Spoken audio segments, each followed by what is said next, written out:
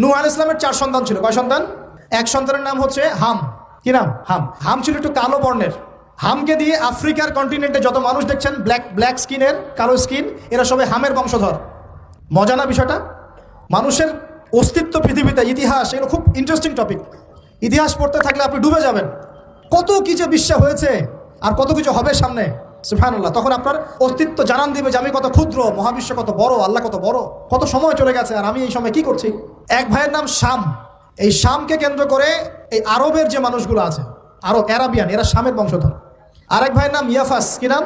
ইয়াফাস। ইয়াফাসের বংশধর হচ্ছে পশ্চিমারা, মানে রোমক যারা, তারা। আরেক ভাইয়ের নাম ছিল কেনান। কি নাম? কেনান। এ ইমান নিয়ে আসে নাই, ওই যে প্লাবনে ডুবে মরে গেছে। মরে যাওয়ার পরে আদম আলাইহিস সালাম বলেছিল, আল্লাহ আমার পরিবারের অন্তর্ভুক্তকে মাফ করে দাও। আল্লাহ বলেছেন, লাইসা মিন আহলিক, সে তোমার পরিবারের কেউ না। নবীর সন্তান হয়েও, নবীর সন্তান হওয়ার পরেও ইমান না আনার কারণে সে জাহান্নামে গেছে। আর আমরা আর কি এমন মানুষ, অমুক আলেমের সন্তান, অমুক বক্তার সন্তান, হ্যাঁ, অমুক পীরের নবাবজাদা, অমুক তমুক, এইসব বড়াই করে লাভ নাই। আমল, আকীদা, ঈমান যদি ঠিক না থাকে, আমাদের বংশ পরিচয় আমাদেরকে বাঁচাতে পারবে, আমাদের দেশ, জাতীয়তাবাদ, বর্ণ বাঁচাতে পারবে না। যার যার কবরে তাকে তাকে যেতে হবে।